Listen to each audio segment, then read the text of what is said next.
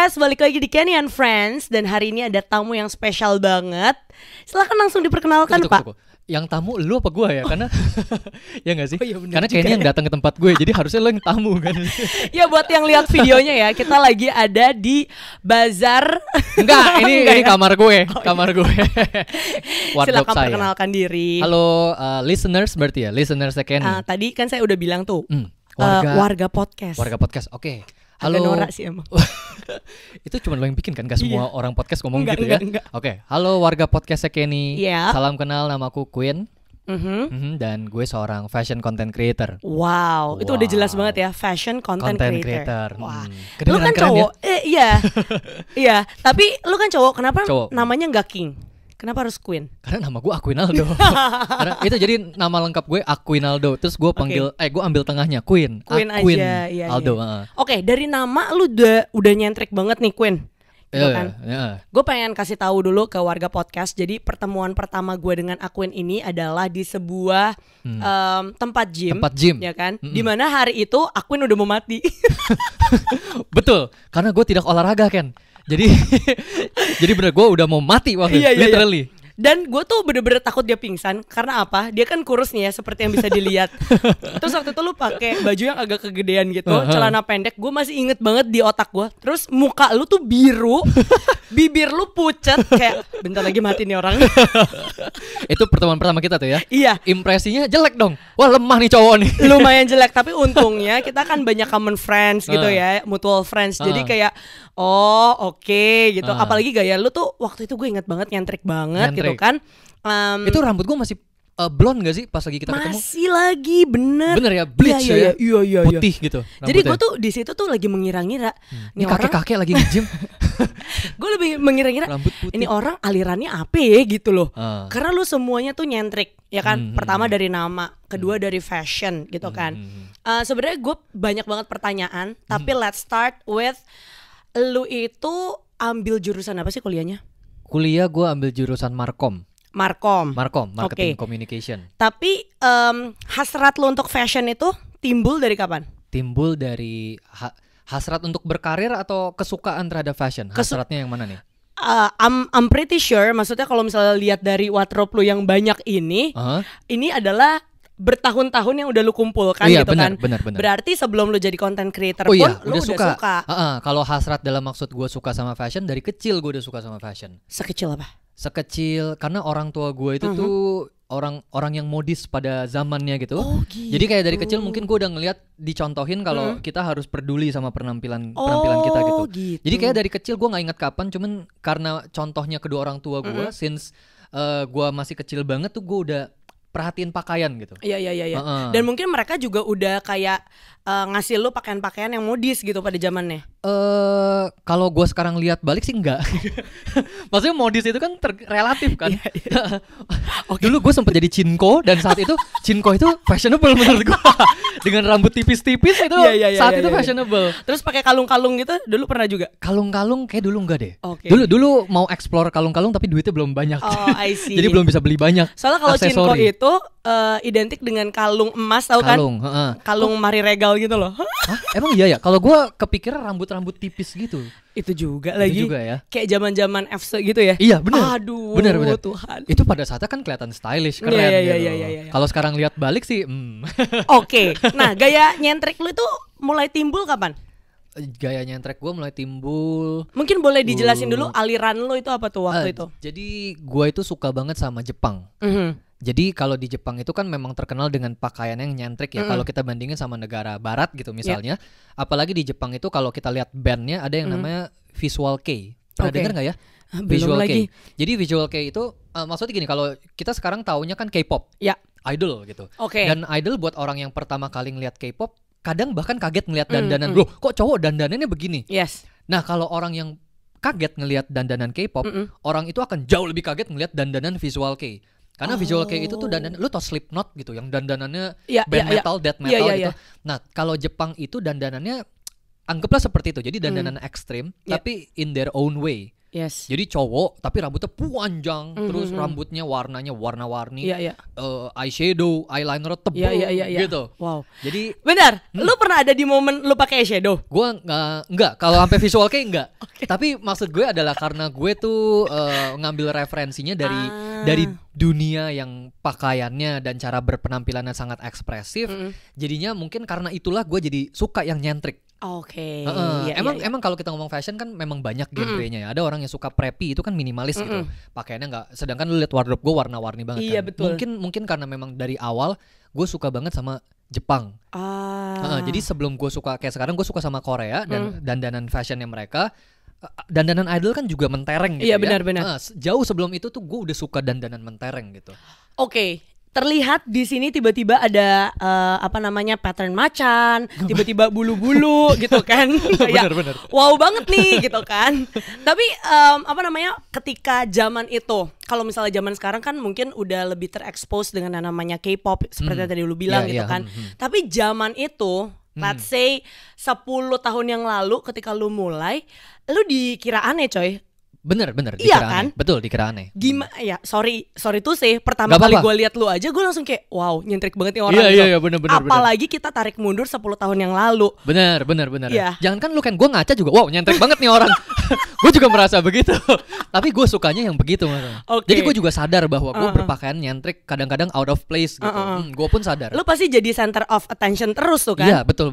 Nah itu bagaimana waktu awal-awal lu memulai? Apakah kayak ada ketidakpercayaan diri atau justru itu yang nge-boost your confidence gitu? Ada fase di mana gue juga ragu gitu. Karena gue kan jadi content creator dan gue kan basically fashion content creator itu pada saat itu sebetulnya fashion blogger ya kan ya. Fashion blogger kan basically posting apa yang kita pakai gitu dandanan kita kan. Dan waktu itu ya gue juga ada di fase yang gak yakin apakah dandanan yang gue akan share di social media orang-orang bisa terima, apalagi ini di Indonesia gitu. Ini kan bukan Jepang, ini bukan Korea kan. Gue pakaian bisa 3 lapis. Iya benar. Ini Jakarta gitu. Gak panas Tropis. ya Pak? Panas gitu. Panas banget. Ketek gue basah. Fashion. Betul. Yang penting keren. Padahal ketek gue udah bau dan basah gitu. tapi ya udahlah gitu. Gue cobain aja karena bermulai dari apa yang gue sukai gitu kan. Gue bukan bikin konten fashion yang orang-orang mau lihat atau yang orang-orang suka. Jadi gue nggak market research gitu. Orang-orang suka fashion gini, gue bikin sesuai yang orang-orang pada suka. No, gue simply express apa yang gue suka gitu. Yep. Jadi pernah ragu tapi ya udah deh gitu. Kalau orang sekitar lu kayak yang terdekat lah ya, keluarga lo, teman-teman lo. Nah, kalau teman-teman mungkin lebih kayak ceng-cengin lo, abis itu ya udahlah gitu. Tapi kayak mungkin orang tua lo abis itu orang-orang yang pertama kali lihat, misalnya lo ke mall gitu tiba-tiba kayak ih ini orang gitu kan. Itu gimana? Orang tua gue mungkin kebetulan cuek kali ya. Kalau dari bokap gue lumayan cuek. Jadinya dia nggak banyak komentar sih. Nyokap gue lebih ke nyokap gue mungkin ya. Tapi nyokap gue pun bukan karena dandanan, lebih kayak ke tato. Tindik, iya. Udah tindiknya jangan tambah ya, tato jangan tambah ya, lebih ke situ. Tapi kalau untuk pakaiannya sendiri sih, dan nyokap gue tuh juga sempat belajar fashion design.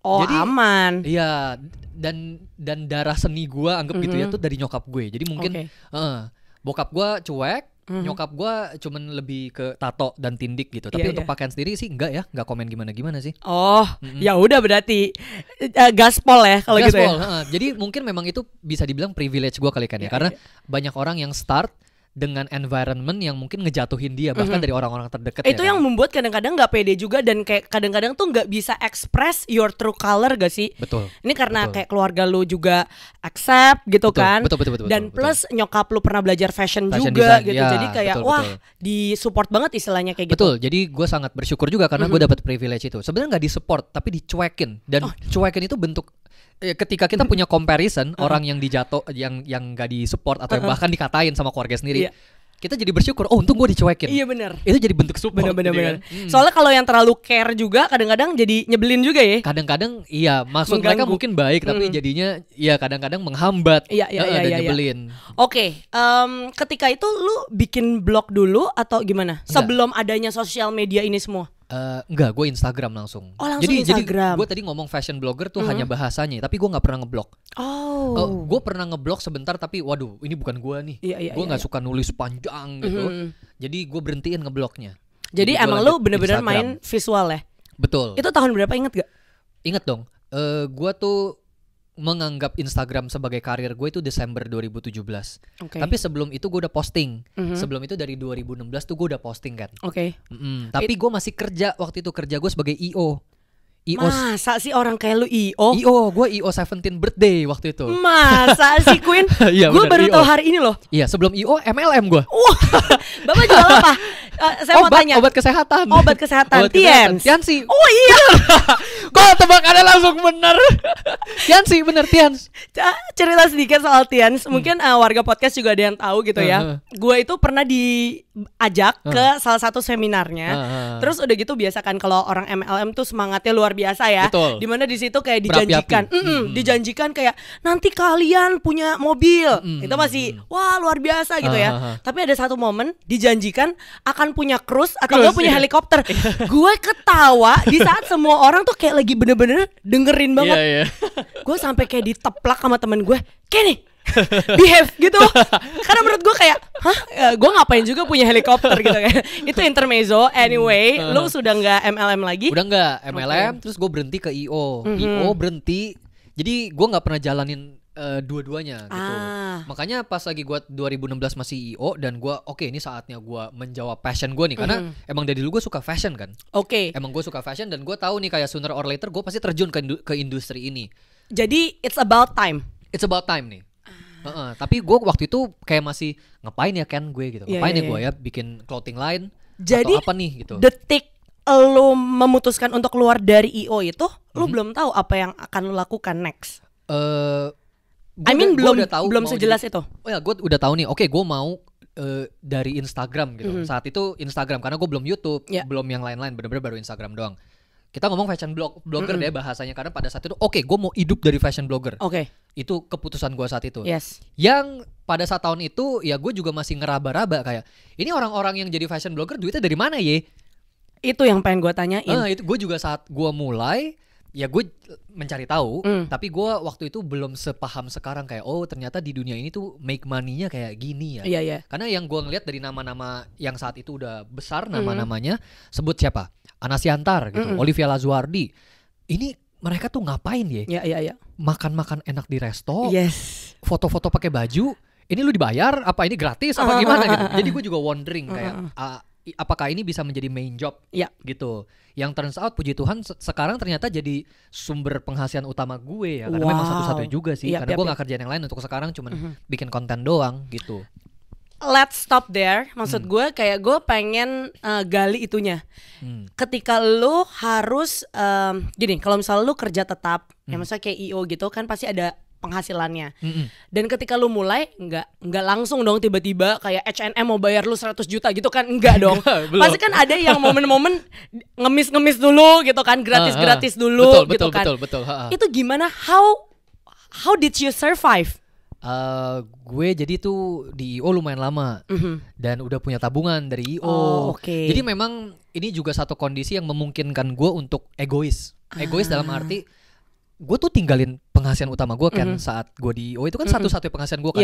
Gue tinggalin buat sesuatu yang belum jelas. Jadi itu kan sebetulnya egois. Dan saat itu memungkinkan untuk gue egois. Maksudnya gue sendiri gitu. Terus juga keluarga gue punya penghasilan. Jadi gue belum punya tanggungan saat itu gitu. Jadi ya udah gue kayak mutusin untuk jalanin apa yang gue mau cobain gitu. Jadi gue survive-nya dari tabungan gue pas IO itu. Jadi kuncinya guys, menabung. Bener, menabung.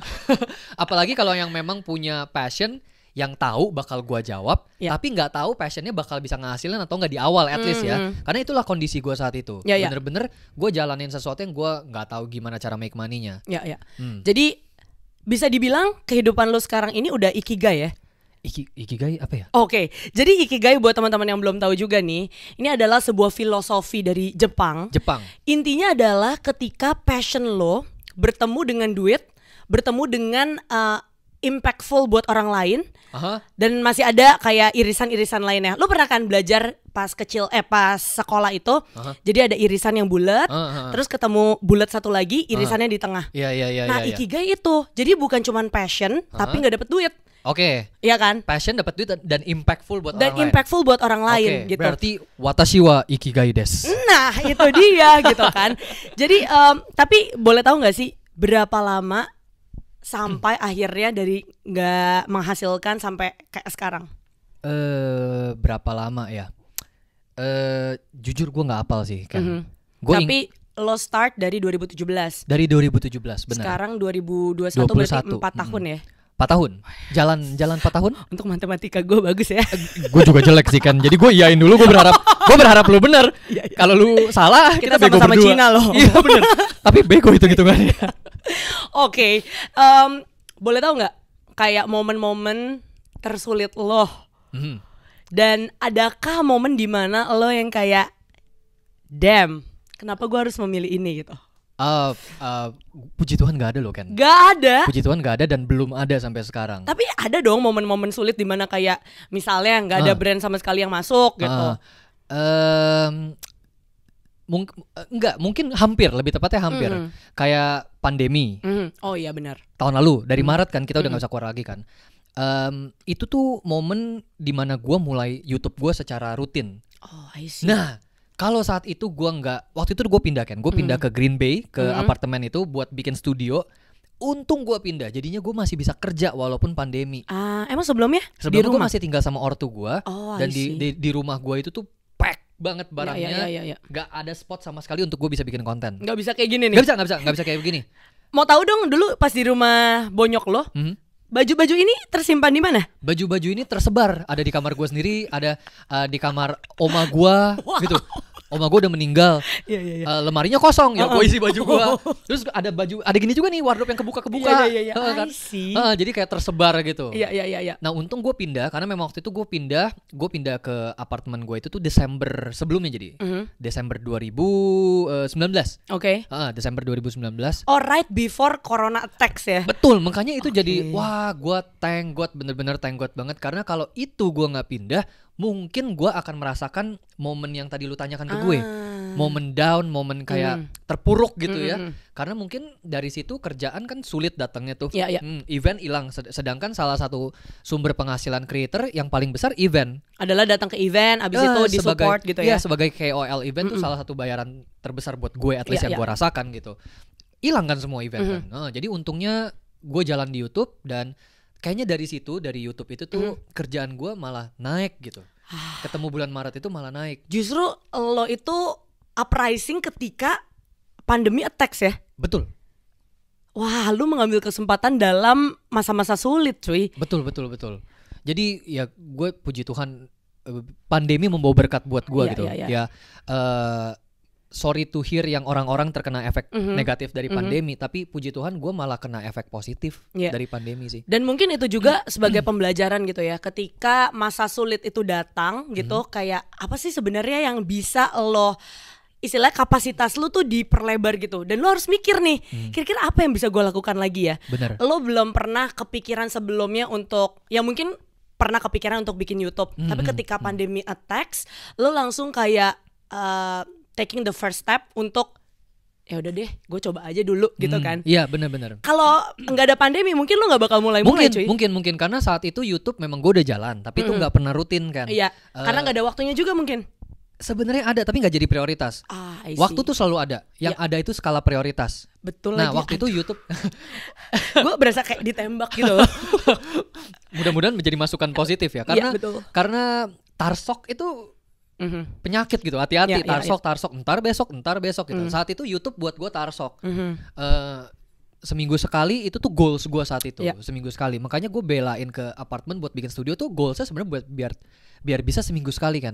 Tapi gara-gara pandemi jadi gue double, seminggu 2 kali jadinya. Dan itulah yang bikin gue, puji Tuhan, karir gue naik di situ. Berarti dalam setahun lu udah bahkan lu udah pindah rumah lagi coy. Bahkan gue pindah rumah lagi, iya. Iya kan? Thank God, iya. Wow. kasih. Luar biasa belum sih. Belum beli ini masih sewa. Iya. Tapi melihat wardrobe Anda seperti ini sih, ya kan. Dan konten-konten yang lo hasilkan di YouTube, maksudnya itu promising banget gitu loh ke depannya. Ya, mudah-mudahan demikian. Ya, ya. Tapi ini mungkin yang pengen gue tanyain gitu ya. Lo sebagai cowok yang sukanya fashion dan you know what you wanna do and you know what you want to achieve gitu kan. Sebenarnya apa sih purpose lo untuk bikin konten? Terus udah gitu doing these things gitu. Ngumpulin baju segini banyak gitu. What is your purpose? Apakah cuman kayak pengen bikin happy doang for yourself atau berangkatnya sih dari situ karena emang berangkatnya dari kesukaan gue terhadap fashion kan. Jadi gue tahu kalau gue suatu hari mau hidup dari apa yang gue sukai gitu. Itu tuh goals. Sesimpel ini bodoh banget sih mungkin terdengar, tapi gue mau kerja yang gue bisa berpakaian sesuka hati gue. Jadi tuh gue nggak pernah mau kayak ngantor yang harus pakai kemeja dasi. Gue nggak mau. Jadi itu salah satu motivasi terkuat gue gitu. Gue mau kerja meeting sama orang ada tindikan, ada tato gitu. Iya. Mungkin terdengar bodoh tapi itu simple reason loh. Simple reason yang jadi fuel buat gue untuk gue harus berhasil di industri yang gue mau nih gitu, which is fashion. Dan jadi mungkin kalau alasannya apa? Nomor satunya itu sih kan, karena gue suka. Jadi nomor duanya karena gue mau cari uang dari apa yang gue sukai gitu. Makanya ini ya karena gue cari uang gitu. Tapi ini juga sangat menjadi sesuatu yang gue syukuri karena gue bener-bener bisa ternyata gue bisa ya hidup dari hal yang dulu gue bahkan nggak tahu gimana cara cari uangnya gitu. Dan fashion, which is fashion gitu, via platform content creating. Tapi agendanya nggak berhenti di sini. Jadi kalau misalkan ngomong purpose-nya apa sih? Purpose-nya sesimpel emang gue mau hidup dari dunia fashion. Agenda gue ya mudah-mudahan kedepannya punya clothing line. Wow. Clothing line sendiri. Bakal style-nya kayak apa sih? Pengen tahu banget deh. Gue belum tahu. Oke. Karena fashion gue itu tuh gue berusaha untuk nggak terkotak di satu genre fashion gitu. Misalkan kayak street. Zaman sekarang orang-orang suka yang streetwear, street style gitu. Gue juga berusaha untuk pakai yang di luar street style. Jadi ada yang kelihatannya chic, yang preppy gitu, yang dapper, atau bahkan yang sulit sekalipun. Gue pakai rock. Wow. Gitu yang androgyny gitu. Jadi gue memang berusaha untuk explore kesana kemari. Yang membuat gue kalau bikin clothing brand juga bingung. Mau kemana ya? Karena gue semuanya kayak gue mau sentuh gitu. Gue sempat mikir kayak nggak tahu bener atau apa akan terjadi atau enggak. Gue sempat mikir yang kayak gue bikin brand namanya kosong. Kenapa kosong? Karena gue mau isi apa aja yang gue mau. Gitu loh. Jadi kalau by the way jangan dicontek ya warga podcast ya. It's okay kalau ada yang mau duluan nih. Nanti gue cari ide lain lagi. Tiba-tiba udah ada brand kosong. Kosong. Ini pasti pendengarnya Kenny nih. Iya, gue belum tahu sih. Jadi gue akan take my time bener-bener untuk masak mateng-mateng gitu ide gue sampai akhirnya gue nanti amin-amin bisa punya fashion brand. Wow, gitu. Gue doain semoga secepat mungkin itu terjadi gitu ya. Amin. Mungkin lo ada pengen kasih tahu lagi ke warga podcast about dream atau about hobbies mungkin? About dreams, aduh banyak sih kan kalau about dreams ya. Apa yang salah satu menjadi kayak apa yang membuat lo tuh passionate banget to achieve your dreams? Apa yang membuat gue passionate banget untuk mencapai dreams gue? Kayaknya itu otomatis deh kan. Maksud gue itu pertanyaannya apa ya? Apa alasan lu nggak passionate sama dreams lu gitu? I mean kayak kalau emang lu udah punya impian, harusnya sudah layak dan sepantasnya lu passionate sama impian lu gitu. Tapi soalnya banyak yang nggak berani making the first move gitu loh. Betul. Ngerti gak sih? Iya. Karena gini, ya kalau misalnya ngomongin soal tadi kan lu sempat bilang ya kalau misalnya lu punya tanggungan, punya duty buat misalnya bayar rumah atau apa gitu-gitu ya mungkin itu different thing gitu. Tapi kadang-kadang ada seseorang atau banyak orang gitu nggak mau memulai karirnya atau mimpinya karena takut gagal. Sesimpel itu. Betul. Dan memang makanya gue tadi pun tekankan kalau gue egois kan, karena gak semua orang punya privilege yang gue punya mungkin saat gue dengan egoisnya meninggalkan IO gue. Waktu itu uang IO itu bener-bener uang gue gitu. Gue belum punya tanggungan apapun. Tea. Waktu itu lu punya tabungan berapa? Range-nya aja deh, gak usah nominalnya. Gak banyak banget kok kan. About 50? 100? 50 lebih sih, 100 lebih sih. Di bawah 200 waktu itu. Karena waktu itu gue kerja IO, terus waktu itu gue tuh sama mantan gue nih kan. Gue sama mantan gue mau merit. Jadi itu Oke. Mau merit butuh tabungan kan, beli rumah, terus tabungan buat merit, buat weddingnya. Anak brojol gitu, jadi mikirnya udah, wah gue harus punya tabungan nih gitu. Jadi waktu itu tanggungan gue tuh itu rencana masa depan gue, tanggungan gue. Dan tapi kalau lu merit lu nggak bakal jadi fashion blogger. Gak bakal, itu dia karena yang bener. Sorry mantan, tapi thank you.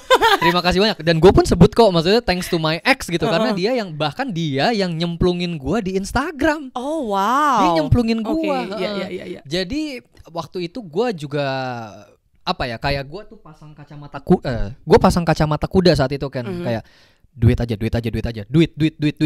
Gak usah macem-macem deh lu, fashion gitu.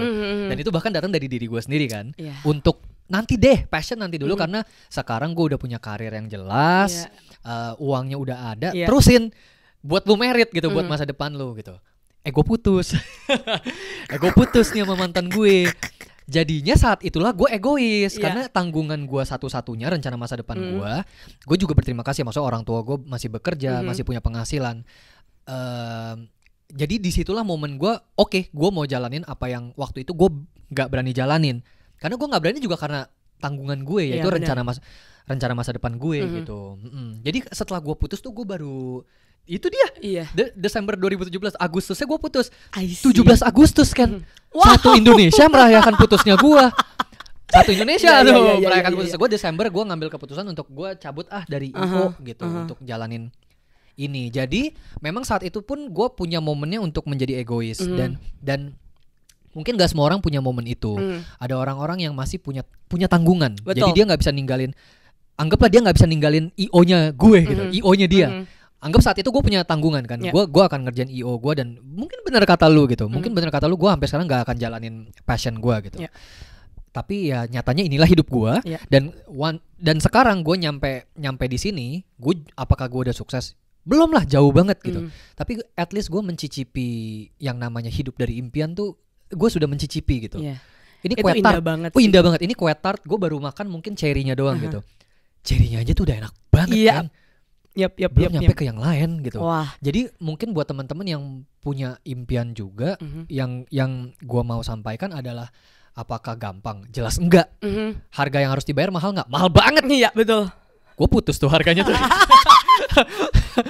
Bukan gara-gara ini, tapi gara-gara putus gue jadi ini. Tapi maksudnya kalau itu mau disambung-sambungin gitu, saat itu kalau gue lanjut mungkin gue nggak akan lanjutin passion gue, at least sampai sekarang mungkin mungkin gue masih IO gitu. Jadi gue bisa bilang in my condition, bayar harganya adalah mungkin ya itu gitu, kayak gue harus kerja double karena gue masih harus kerja sebagai IO, dan gue harus jalanin lagi sesuatu yang gue nggak tahu gimana cara make money-nya.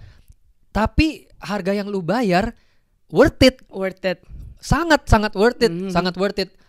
Dan buat gue sepele ya tadi ya, gue kembali ke omongan sepele gue mau kerja nggak pakai kemeja gitu, gue mau meeting sama orang kayak begini, pakai denim, pakainya rok gitu, bahkan gue cowok pakai rok meeting sama orang, itu sekarang buat gue terbayar gitu. Kerja keras de gue, because that's your goal, because that's my goal gitu. Dan buat orang sepele, buat gue itu everything. Buat gue everything. Buat gue meeting ada tato di leher ketemu orang tuh everything gitu loh. Jadi sangat worth it, dan mungkin yang bisa membuat ini jadi worth it adalah kalau emang teman-teman semuanya yang di sini lagi dengerin punya impiannya dulu. Mungkin itu kan gitu yang jadi bener. Punya nggak impiannya? Kalau lu punya impiannya, pertanyaan lu di awal itu gua rasa bahkan bukan menjadi pertanyaan deh. Apa yang membuat lu passionate terhadap dreams lu? Nggak ada. Kalau emang itu impian lu bener-bener impian lu itulah yang akan membuat passionate. Itulah fuelnya. Itulah. Betul lagi. Itulah. Walaupun ya nggak bisa dipungkiri, lu sebagai content creator juga bukan nggak capek banget. Capek banget. Ngedit gimana Pak? Coba tolong diceritain Pak. Aduh, waktu gue tuh kayak dari seminggu gitu, mungkin kayak 4 harinya efektif tuh buat ngedit gitu. Jadi sebanyak itu memang, karena memang sampai sekarang gue masih pelit. Oh iya, nggak mau bayar orang ya Pak? Nggak mau bayar orang, maunya ngedit sendiri biar uangnya ke gue semua. Jadi waktu gue semuanya memang masih habis di ngedit kan. Jadi capek, tapi capek karena lu kerjain sesuatu yang lu gak sukai, sama capek kerjain sesuatu yang lu sukai. Capek senyum tuh gimana sih kan? Iya benar-benar. Capek puas gitu ya? Capek puas tuh gimana sih? Capek nyengir gitu. Wow. I mean ketika orang-orang butuh liburan untuk relieving their stress. Wah, gue capek sama kantor gue nih.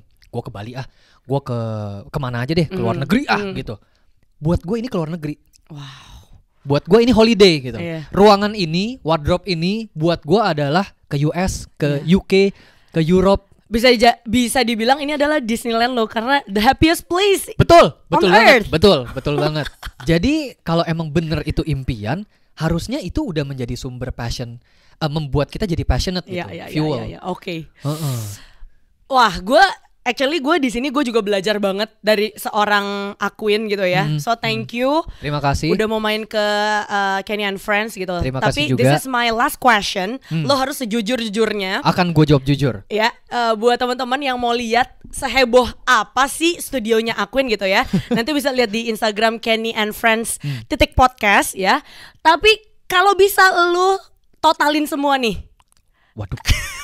Totalin your semua. Shoes, your bags, clothes, pants, apalagi aksesoris lo. Gila, di sini banyak banget lagi. Mohon maaf ya, kacamatanya aja lebih banyak daripada kacamata fashion gue. Itu kayak ada 2 rak dan semuanya penuh gitu. Wah, gila sama kacamata soalnya. Topinya. Topi. Oke, kalau bisa ditotalin semua nih satu ruangan gitu ya. Udah habis berapa duit sih Aquin untuk menjadi fashion content creator? Aduh, jujur nggak tahu Ken. Gue jawab jujur. Lo harus jawab. Nggak, gue kan lu bilang jawab jujur. Iya, gue jujur banget kalau nggak tahu. Tapi istilahnya kayak ini. Gue nggak pernah ngitungin. Lu udah habis berapa duit masa nggak tahu? Nggak tahu. Oke. Jujur, ini jujur banget. Gue nggak tahu berapa. Jangankan semua ini kan. Lu tanya gue satu rak ini doang. Nggak tahu gue berapa. Oke, kalau gitu. Mungkin kalau lu kasih gue waktu sekarang, gue hitungin kayak ini sekian. Lama ya Pak? Iya, lama. Oke, kalau kayak gitu, satu barang yang udah lu pengen banget, harganya nggak make sense. Harganya nggak make sense. Tapi lu tetap beli. Tapi gue tetap beli. Iya. Oke. Gue kayak apa ya yang nggak make sense? Tapi nggak make sense itu again relatif ya. Iya. Ada orang yang belanjanya branded semua. Iya, buat lu. I mean kayak ini semua. Guilty pleasure lu banget. Guilty pleasure. Dan kayak nggak mau tahu gimana gue harus punya barang ini. Ini sebenarnya nggak terlalu mahal sih, tapi gue ini bener-bener yang guilty pleasure gue adalah gue kan suka banget sama G-Dragon nih. Terus gue ngeliat dia pakai satu topi. Topinya keren banget nih. Gue harus punya gitu kan. Jadi gue cari tahu itu topinya apa gitu. Ketemulah nih topi. Topinya sebetulnya mungkin secara angka nggak murah, tapi kalau kita mau ngomong mahal, banyak yang lebih mahal karena ini bukan barang branded banget gitu. Spill berapa harganya? 1,5 juta. Oh, 1,5 juta. Tapi buat mahal topi banget kan. Tapi buat topi, dan itu pun bahannya lambskin. Jadi beralasan kenapa mahal, legit leathernya lambskin gitu. Tapi saat itu dengan kondisi keuangan gue saat gue beli, itu guilty pleasure gue. Karena saat itu gue masih IO tuh, masih IO, penghasilan gue ya udah mampu lah beli itu topi gitu. Tapi kayak itu belain banget gue saat itu. Apa sih topinya? Oh, ketemu adanya di US. Aduh, mesti shippingnya mahal. Shippingnya mahal. Nggak apa-apa deh gitu. itu guilty pleasure gue gitu. Kalau sekarang beda kan, karena gini, pada saat itu kenapa jadi guilty pleasures, karena itu liabilitas buat gue. Itu pengeluaran. Sekarang gue di fashion content creator, gue beli apapun jadi aset. Karena jadi konten, jadi uang lagi. Jadi gue sekarang gak bisa ngomong, even misalnya gue barang termahal gue sekarang apa ya, nyombong dikit kali gak apa-apa ya? Boleh dong, gak apa-apa dong. Karena gue mau nyombong. Sebutin brandnya kalau perlu. Sebutin brandnya. Termahal gue tuh Balen kali ya, sepatu Balen. I saw that. You saw that. Itu pun mungkin banyak teman-teman yang alah segitu doang. Itu bukan sih? Sepatu Balennya bukan ini. Kok itu mirip Balen juga? Mirip. Ini local brand teman gue punya. Emang inspirasinya dari Triple S Balen. Triple S terus track itu harganya 8 apa 9 gitu. Tapi itu pun gue belinya bijaksana kok. Lagi diskon. Diskonnya lagi gede gitu. Kalau saya Pak biasanya kredit. Saya juga kredit. Gue jadi lagi ke toko Balen, terus lagi ada promo. Wah, promonya diskon 40% apa 30%. Lumayan kan? Dong. Dari 14 jadi 8 kalau gue nggak salah. Terus cicilan 24% 24 bulan 0%. Sorry. Oke, saya ambil. Jadi Balen saya belum lunas. Dan itu barang termahal gue sih. Iya. Tapi again, in my case itu jadi aset karena gue bisa bikin jadi konten lagi. Betul. Makanya guilty pleasure gue yang paling guilty adalah topi tersebut. Karena saat itu masih belum punya duit ya istilahnya ya. Duitnya masih terbatas dan sama sekali tidak bijaksana untuk beli itu pada saat itu gitu. Tapi akhirnya dilakuin juga guys. Abisnya dilakuin juga. Dasar Aquinaldo emang gak bijaksana gitu. Thank you Queen. Thank you Ken. Thank you for having me. Thank you guys for listening. Tadi siapa nama listener gue? Warga Podcast. Yeay. Terima kasih Warga Podcast sudah mendengarkan dan menonton. Sekalian kayak betul. ini Oh iya benar. Jadi video. Upload ke YouTube ya. Ntar subscribernya pada ke gue lagi. Dari Aquin Channel. Ya bagus dong. Bagus. Subscriber lu juga ke gue juga tapi. Ya udah. Abis ini Warga Podcast kita lihat-lihat dan kita videoin ini semua asetnya, siapa tahu ada yang bisa gue bawa pulang ke rumah. Enggak. Kalau lu beli boleh. Oh iya. Kalau bawa dong enggak.